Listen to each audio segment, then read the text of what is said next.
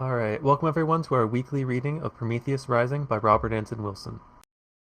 Prometheus Rising presents a taxonomy of consciousness with 8 circuits and an implied evolutionary progression. We are reading it to explore ways to hack our consciousness for better living. I am Bubble, also known as Wurds. I have a bachelor's degree in philosophy, and I've worked with and written about Prometheus Rising over the past 5 years. Last week we read Chapter 17, Quantum Evolution. If you missed it, look it up on our YouTube channel. This session will also be recorded and uploaded. Let's go ahead and get started. Let's take a look at the exercises from Chapter 17, and then we will go and take a look at Chapter 18. Alright, so our exercises from 17 are on page 263, and there were only 3 of them. It said, make a list of 10 areas in which your thinking feeling is conservative. Guess how soon the world will change so totally that those ideas will seem not merely conservative, but irrelevant, as the theological debates of 300 AD now seem irrelevant.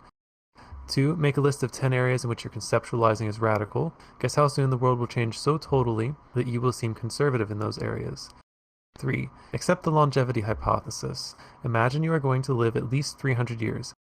How much of that time do you want to spend loafing? How many different jobs would you like to work at? How many sports, arts, or sciences you never had time for would you then find the time to enjoy? Did anyone have a chance to think about these exercises at all? Yeah, first of all, the third one is an easy answer for me. I'm firmly into this Renaissance thinking that there is no end to the faculties and things that you can evolve, develop, explore about the world too, of course. So I would honestly probably never get bored of that. There's no end to the things I'd probably try to do at that time. Also spend a good while loafing and, traveling for sure. But yeah, that's kind of a no-brainer, not really a big issue or a bit serious question. But yeah, the first one, I guess. So I think really the thing here is that it doesn't really matter what the ideas is. Any idea or position at some point will be subject to all sorts of change. And I guess, well, there's some things to say for trying to act against that. Some things might want to be preserved. Other things, it's like that's just what happens, and you gotta roll with it. And the more you try to resist, the more friction and suffering you or others will have, and so on. Yeah, pretty much everything, any sort of idea or conception becomes outdated, and everything physical will eventually pass. I like to imagine that Robert Anton Wilson, his response to the climate change thing would probably be, well, eventually we're just going to migrate into outer space, so it won't matter. Alright, let's go ahead and get started with the next chapter. So chapter 18 is called the non-local quantum circuit, and let's make sure we have the right picture up. Yes, we do. Okay. We have some text here from James Joyce's Ulysses. The ways of the Creator are not our ways, Mr. Deasy said. All history moves toward one great goal, the manifestation of God. And then we have an image here that's slightly ambiguous, but to me it looks like models of a molecule or something. Alright. The chapter starts on page 267. A domesticated primate philosopher on an oxygen-supported carbon-based planet circling a Type G star, namely the present author, was once asked, how do we think? Well, we have a built-in biosurvival circuit which distinguishes nourishment-giving things from predatory things. But can that circuit do all our thinking? Well, no. But then there's an emotional territorial circuit. But. It's circuits, circuits, circuits, all the way, I said. What the thinker thinks, the prover proves. We have made a beautiful, we hope beautiful, model of consciousness in terms of brain hardware and software. Now we need to remember again that while the brain can be modeled by a computer, the model is never the whole system. The model maker or metaprogrammer is bigger than the model or program. In what are called out-of-body experiences by parapsychologists, awareness seems to escape the confines of the nervous system entirely. Such experiences are routinely triggered by advanced yoga practice, and they also occur spontaneously during what is called near-death or clinical death, in which the patient appears to die by all medical standards but is revived by modern resuscitation techniques.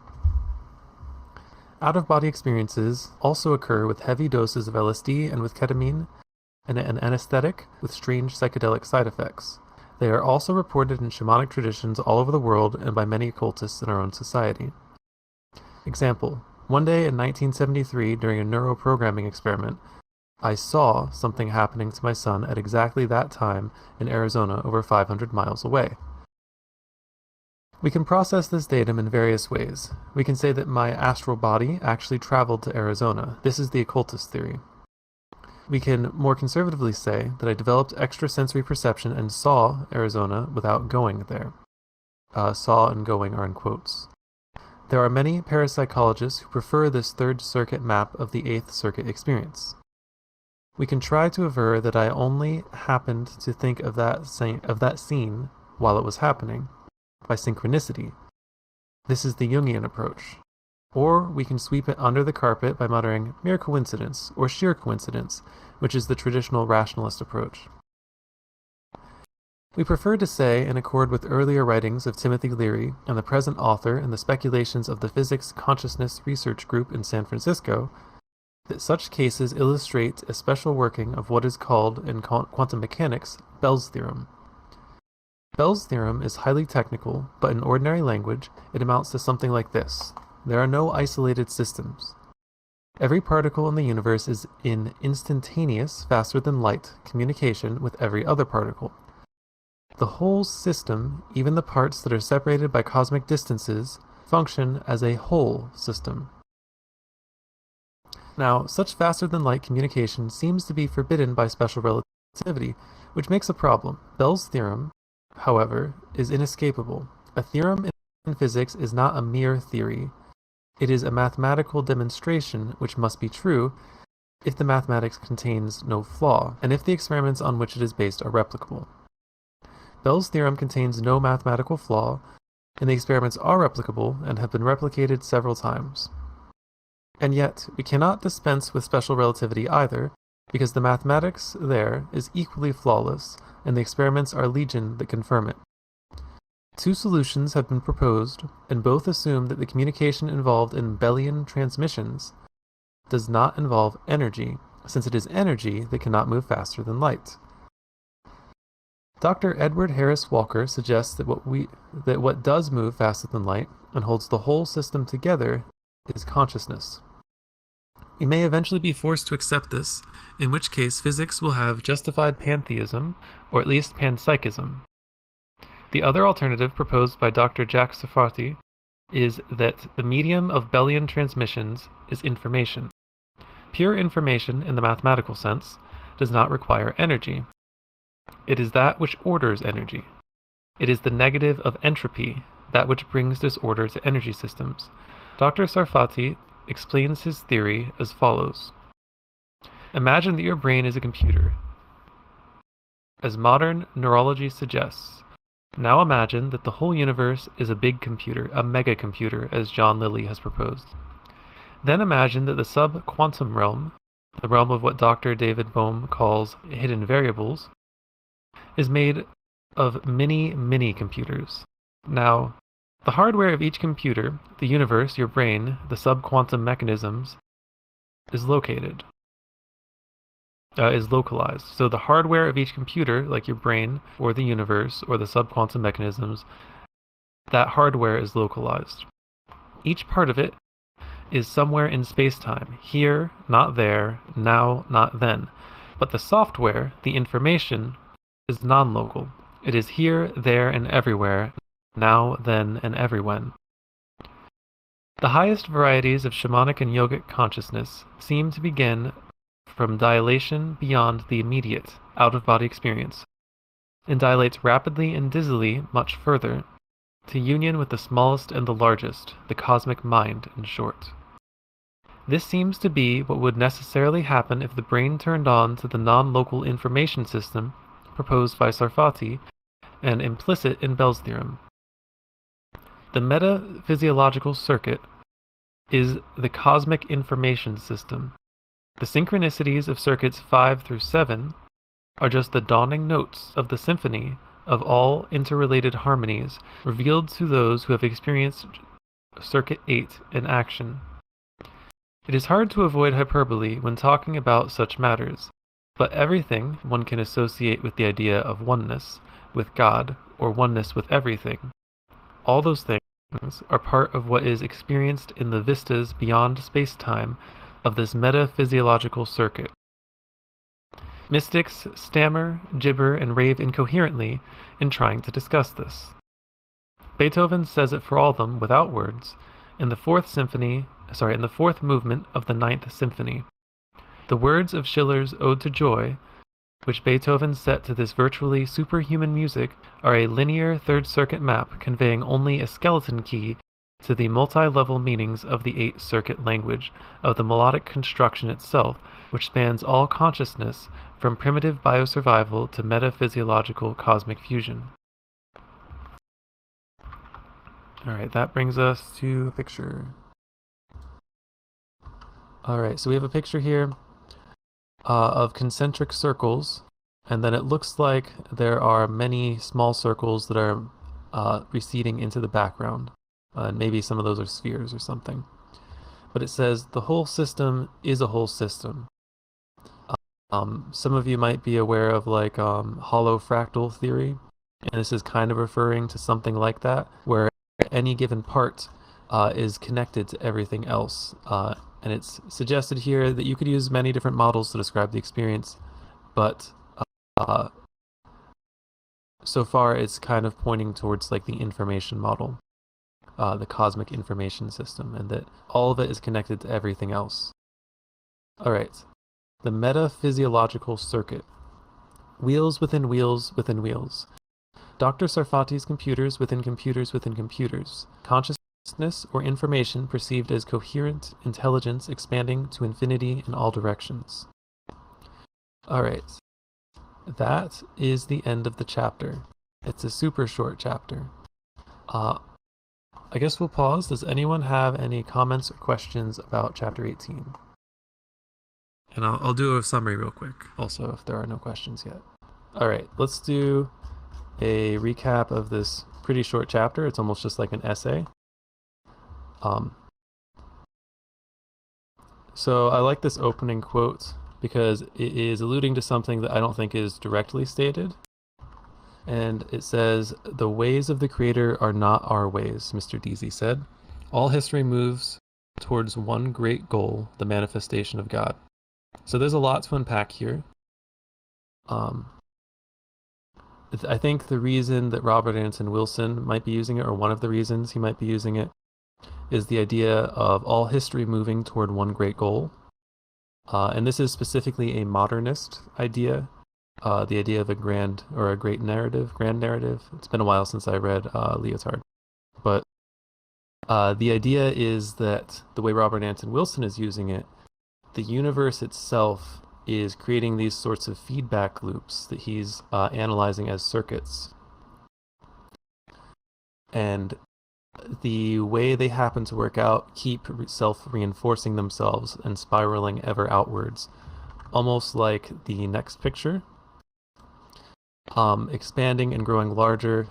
It's almost like the idea of the singularity that we sometimes hear about in like transhumanist circles, but not specifically human technology. The idea is that the very nature of information itself, as manifest throughout the universe non-locally, is using the nature of energy and matter, which are sort of the same thing maybe depending on your model of physics, to organize themselves in ever greater ways. And it is pretty vague because not many people have had this kind of experience, and not many have had it consistently enough, and even fewer of those people are necessarily very skilled at talking about it. So let's continue with the summary. So the main thing he associates it with here is out-of-body experiences, which I think is interesting. I'm gonna do a summary and then I'll critique a little bit. But he associates it with out-of-body experiences, and then he also says out-of-body experiences can occur with like yogic techniques or various psychoactive compounds and shamanic traditions. There's of course our general disclaimer that just because Robert Anton Wilson mentions something does not constitute an endorsement of it. Continuing from that, he claims that he had a non-local experience in 1973 where he saw something happening to his son at exactly the same time it was happening to him over 500 miles away. And the idea is that although it appears that matter and energy cannot travel faster than the speed of light, somehow it appears that information, or something that we're going to call information, does seem to travel instantaneously, sort of like electrons that are quantum entangled, so that like you have two electrons, you turn one of them a little bit and the other one turns the same way at the exact same time, even though there's a very large distance between them. That has been done a few times. I'm not an expert on physics or current research, and this book is kind of old, so it'd be interesting to see how Robert Anton Wilson would have updated this content with the latest science. So yeah, the basic idea is that those Bellian transmissions do not involve energy, presumably, since energy cannot move faster than light. So there's something other than matter and energy, or maybe just the model that we're using is totally wrong in some way that's hard to predict. Well, could I make a comment, Bubble? Yeah, go ahead. You know Don Milo Duquette, right? He always says, like, it's all in your head, but you have no idea how large your head is. Hard to verify, of course, but it seems to be a thing. And again, in traditional systems, it's established part of the system as well. You know, this non-locality, Yeah, that's a especially great in consciousness. I don't know, something else that we can talk about maybe is, and I've written about this a little bit before. So if we accept the basic idea behind these circuits that it's a progression and that it keeps going, there's what happens after the eighth circuit. So the idea is that each circuit prepares humanity for the next level.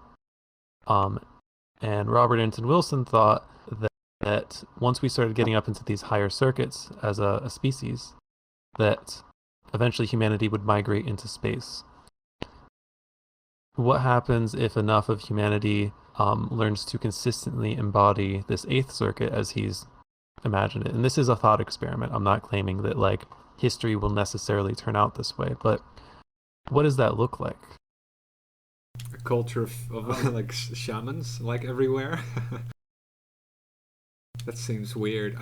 I've been thinking a lot about this. I don't think you would ever see everybody evolving in the same ways. I think there will always be, for whatever reason, like people who are more into certain things and not so much into other things, you know, and it goes for everything. So I think there will always be people, you know, who might delve into the mystical experience and maybe, hopefully, be able to, you know, help their community through that the way that at some point in time maybe it was more commonly done, you know. Even people who were what we would now consider mentally unwell, they would find a place in those kind of traditions sometimes, you know, having somebody looking after them and trying to steer whatever's going on with them in a proper way. All these other things, you know. Then other people, they are completely uninterested in providing any kind of spiritual insight to either themselves or others, you know. They might be very worldly minded, and in that way it seems like everybody does their own little task in the garden. So yeah, I kind of question if there would ever be a point where people would like mass, you know, jump to these super high circuit kind of modes. Yeah, I think that would be tough. So I have a couple of responses to that. The first is that the third circuit, there was a point in history when writing itself was considered sacred and religious. And at this point, not like everyone writes, but like pretty much everyone, at least in the country that I live in, They use text all the time, and it's not considered anything sacred or special. It's just a part of it. It's become embodied.